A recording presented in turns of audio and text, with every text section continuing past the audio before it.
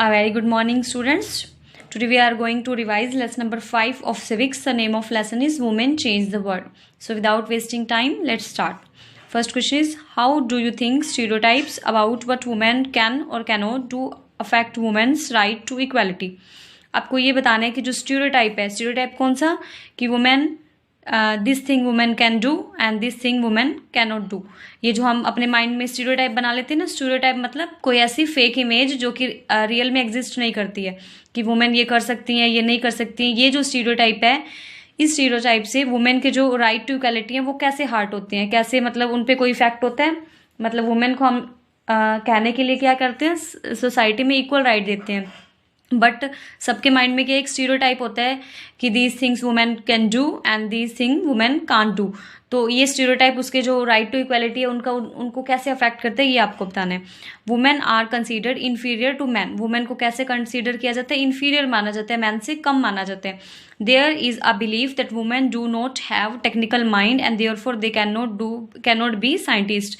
ऐसा एक बिलीफ है कि वुमेन का जो टेक्निकल माइंड है, मतलब वुमेन के पास टेक्निकल माइंड नहीं होता है तो वो साइंटिस्ट नहीं बन पाती, जो कि बिल्कुल झूठ है। ऐसा एक बिलीफ है। It is thought that women are good only certain jobs.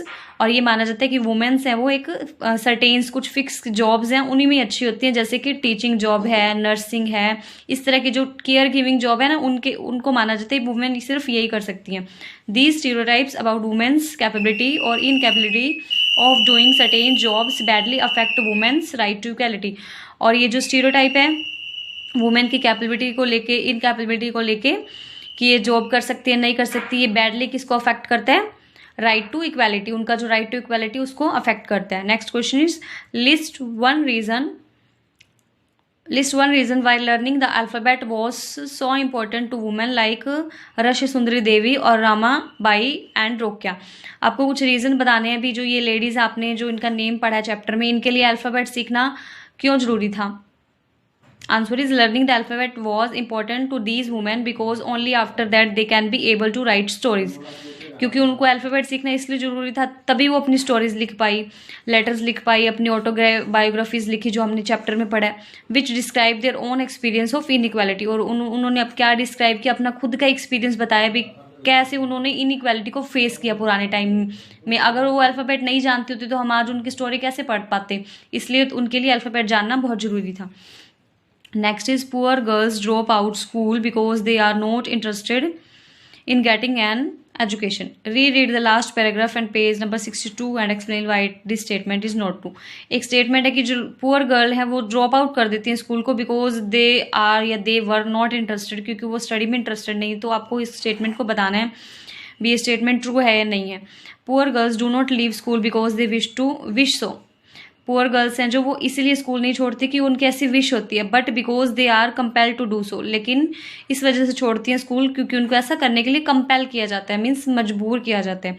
Due to several regions, बहुत से रीजन्स होते हैं। In rural and poor areas the country there are no proper school. Rural area में या पुअर एरिया कह लीजिए, villages में क्या है, प्रॉपर स्कूल नहीं होते हैं। एक तो ये रीज़न है। There is also dearth of teachers who can teach on a regular basis. और डर्थ होता है कमी, और उन टीचर्स की भी कमी होती है वहाँ पे कि पहली बात तो टीचर होते नहीं है, टीचर होते हैं तो वो रेगुलर बेसिस पे पढ़ाते नहीं है। If a school is not close to people's homes, अगर स्कूल लोगों के घर के पास नहीं है, and there is no transport facility, और घर के पास स्कूल भी नहीं है, ट्रांसपोर्ट फैसिलिटीज भी नहीं है, तो क्या करेंगे, parent do not show their willingness to send their girls to school. तो पेरेंट्स क्या अपनी विलिंगनेस, अपनी इच्छा नहीं देंगे कि हम बच्चियों को स्कूल नहीं भेजेंगे। Next and last question is, can you describe two methods of struggle that women's movement used to raise issues?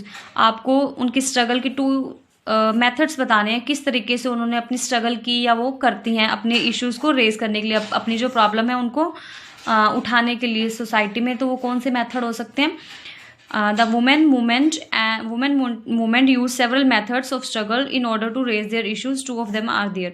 बहुत से मेथड वो यूज़ करती हैं जो ऑर्गेनाइजेशंस हैं, उनमें से टू हैं। First is campaigning. कैंपेनिंग क्या होता है, कैंपेन चलाना। It is an important part of the women's movement. It fight discrimination and violence against women. और ये क्या इंपॉर्टेंट पार्ट है, ये वुमेन के अगेंस्ट जो डिस्क्रिमिनेशन होता है, वायलेंस होता है, मारपीट करना, फिजिकली हर्ट करना उनको, उनके अगेंस्ट वर्क करता है। Campaigns have also led to new laws being passed, और कैंपेन्स का इतना फ़ायदा हुआ है कि उनकी वजह से कई न्यू लॉ भी पास हुए हैं। कौन कौन से? For example 2006 a law was pass to give women who are prey to domestic violence some legal protection. 2006 में ऐसा कोई लॉ पास किया गया जिसमें वुमेन जो कि प्रे थी, मीन्स डोमेस्टिक वायलेंस का शिकार थी, घर पे उस पर डोमेस्टिक वायलेंस होता था, मारपीट वगैरह होती थी, उनको कोई लीगल प्रोटेक्शन दी गई है किसी भी तरह से, मतलब इस लॉ में उनकी हेल्प की गई है।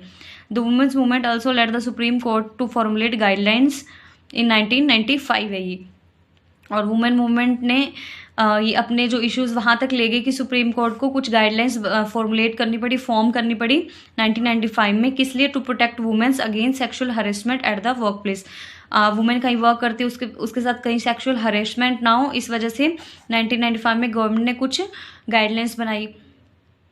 Women's group also raise voice against dowry deaths, और जो डोरी डेथ्स होती है ना, दहेज के लिए जो मार दिया जाता है लेडी को, दुल्हन को, ब्राइड होती है जो, उनके अगेंस्ट भी कुछ लॉ पास किए गए हैं बाय द सुप्रीम कोर्ट। तो ये एक मेथड है कैंपेनिंग करना वुमेन्स मूवमेंट का।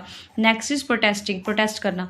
The women's movement raise its voice when violation against women take place. Women's movement तभी अपनी वॉइस रेज करता है, अपनी आवाज़ उठाता है जब कोई एक्शन, मतलब वायलेशन होती है वुमेन के साथ। Public rallies and demonstration are very powerful way of drawing attention of injustice. Public rally, धरने, डेमोन्स्ट्रेट करना ना, शो करना, ऐसा कुछ दिखाना सड़कों पे आकर के, ये कुछ पावरफुल तरीके हैं लोगों की अटेंशन अपने पास लाने के लिए। किस चीज़ पे? इनजस्टिस पे। जो इनजस्टिस हो रहा है ना वुमेन के साथ, वो शो करने के लिए कुछ मेन तरीके हैं। Okay students, and this was your chapter 5. Revise it for examination. Have a nice day.